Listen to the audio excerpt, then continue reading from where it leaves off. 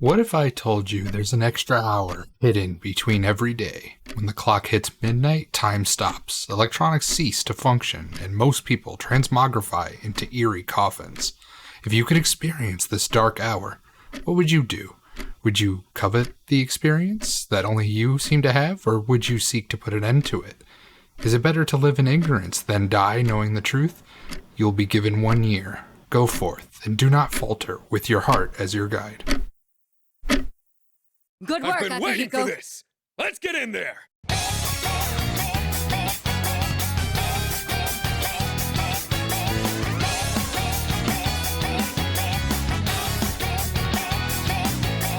Persona 3 is a very special game. It's where the series found its stride, and its exploration of death remains incredibly powerful to many, even after 18 years. It also began Atlus's trend of enhanced re-releases, starting with Persona 3 Fes in 2008, which added more quests, costumes, and an epilogue story. Somewhat divisive nowadays, but later on, Atlus would also create Persona 3 Portable for the PSP. Portable ditched that extra epilogue story, but added new costumes and a playable female protagonist, which came with her own set of social links. However, given the hardware, it was reworked from a 3D game into a more point-and-click style experience, which left fans with a dilemma. What is the definitive version of Persona 3? Well, that conversation got a lot more complicated in 2024 with Persona 3 Reload, a full remake of the game using Unreal Engine. Is Reload the best way to experience Persona 3? Let's find out. First things first, Persona 3 Reload is visually stunning. The character models are detailed and far more expressive than what we've had before, to say nothing of the 2D portraits, the bright, colorful environments, the dark, moody lighting, all of it absolutely gorgeous. Atlus's philosophy of Persona 5's what if graphic design, but all the time, arguably reaches its full potential here. Everything has a style and a flourish to it, from opening menus, looking at your map, choosing dialogue options, even the command menu and battles appearing on screen. After dozens of hours, we're still finding small details to help bring the whole experience together. For example, dialogue is even lip-synced to the character portraits now, in both Japanese and English. On the surface, this is the Persona 3 you know, but everything is turned up to 11, with battles, social links, and exploration all feeling much more convenient, fast, and dynamic. The tried and true modern Persona formula of socializing by day and dungeons by night is as strong as ever, all given a mechanical polish not seen in other modern Persona games that helps the game that started it all bring it back to the top. Modern Persona is essentially split into two separate chunks that interact with each other: the turn-based dungeon crawling RPG elements, and then the social life simulation elements.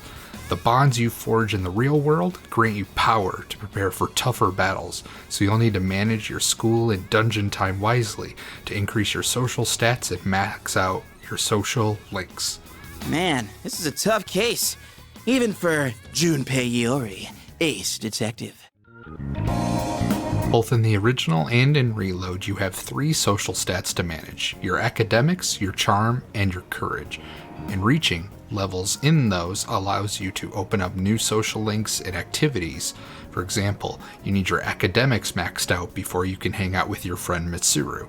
You raise these by answering questions in class, going to karaoke, drinking tea, eating at restaurants. You only get 2 time periods during the day, so management is key. It's incredibly satisfying to balance these as best you can. Leveling up your academics before the exams and then placing at the top of your class always feels good, and you're rewarded for it with items.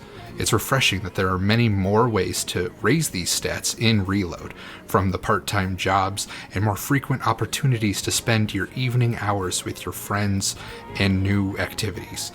The original had a few options here and there, but these extra set of options make sure you always have something to do.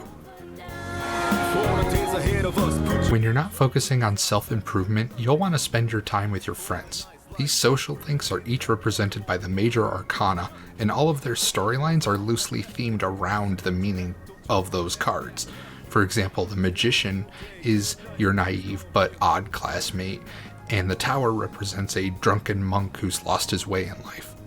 When spending time with these characters, you'll need to respond in certain ways, so you can earn points and level up their social link. You don't always want to answer them with honesty.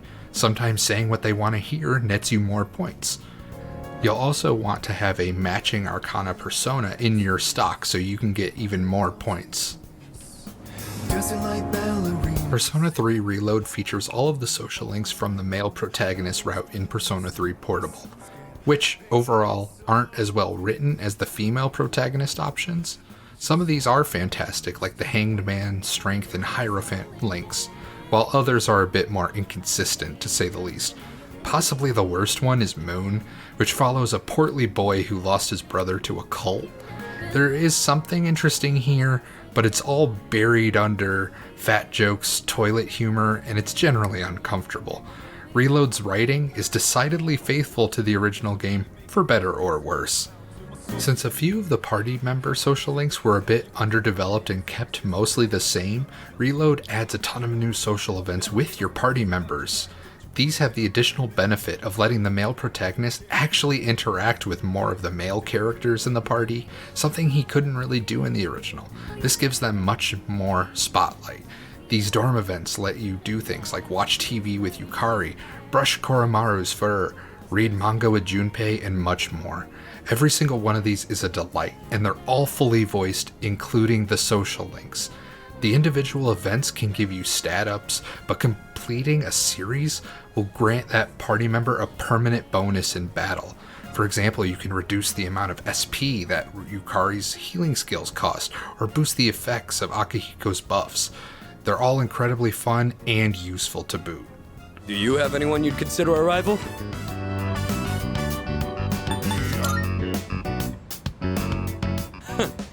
Interesting.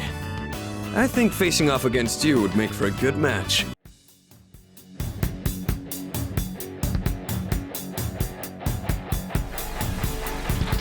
All of this leads into the battle system. Most nights, you and your party will explore Tartarus, a randomly generated tower where you'll fight shadows and level up. Each floor is, like I said, randomly generated, so you'll recognize a few rooms pretty frequently, but it's still a lot of fun to explore thanks to the more varied design compared to previous iterations. You'll find treasure chests and a host of other additions. Moving around feels very smooth now. There's a run button, and you're given a 2-hit combo to get the jump on enemies. One of the newest additions to Tartarus are Twilight Fragments. These are a special kind of currency you find both in and out of Tartarus.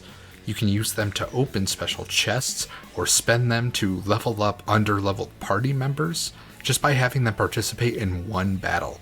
It's yet another experience to participate in the gameplay loop, as social links actually give you these Twilight Fragments.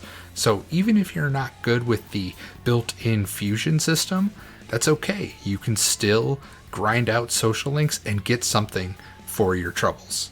The most interesting addition to Tartarus are the changed monad doors and monad passages. These lead to mini boss fights that force you to think of new strategies and really test how you built up your characters. They can be difficult, but they're very fulfilling as they give you various bonuses like extra experience, money, items, and even little tidbits of lore. Overall, the game is really well balanced, and these fights are a testament to that. Something that helps with the overall balancing are the reorganized party skills. For the most part, characters are the way they were in the original, with Junpei focusing on fire, Akihiko having electrical capabilities, but characters like Ken and Koromaru were a bit underutilized in the original due to their skill set relying on RNG instant kill magic. But now, them and many other party members have revamped skill sets that bless them with new damage-dealing options that are no longer cursed by the movesets of old. A big addition to battles is Theurgy. Think of these as stand-ins for showtimes from Persona 5 Royal or limit breaks from Final Fantasy. Each character has a specific way they build up a meter, which when full, allows them to unleash a devastating attack or give the party a helpful boost in combat. These are not just stylish, but an integral part of the battle system, as they can turn the tide of battle very quickly. For example, buffing Junpei's attack during a full moon boss battle led to his theurgy taking out a third of the boss's HP right before the party would have went down. One of the best changes has been for Fuka and her theurgy. In the original game, there was a chance of her randomly healing or buffing up the party, but now it can be activated on command. So while the effect is still randomized, you can time it for some pretty helpful effects, with the additional benefit that it doesn't take up the character's turn. Unfortunately, despite this being the most mechanically sound modern Persona game to date, it continues the trend of having the main character get a game over if they die. If your party was always able to revive you, you would never lose anything, so its inclusion does make some degree of sense, but Reload adds the ability to start certain battles from the beginning, which makes you question, what's the point of this? An odd inclusion to an otherwise solid battle system. Whoa! Looks like we're finally coming up on the island! Hell yeah! Ya! Ku! Shi! Ma! Jeez, you sound like a little kid. He's just having fun. Personally, I'm ready for some training.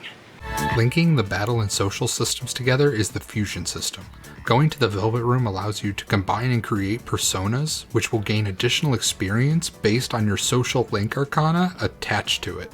It lets players have a vast amount of freedom, but if you were ever put off by it in previous games, unfortunately not much has changed here. Luckily, those aforementioned Twilight fragments can net you some pretty decent gear in Tartarus, as well as the personas you can unlock in battle directly, being decent enough to get you through the game. While I don't want to get into any story specifics in case newcomers are watching, I at least want to touch on the general writing because this has to be the best written interpretation of Persona 3 thus far. The subtle change of making the protagonist think things from a first-person perspective makes him feel like his own character, someone his friends actually care about. It's him hanging out with them and developing a genuine friendship that makes all your favorite story beats hit that much harder.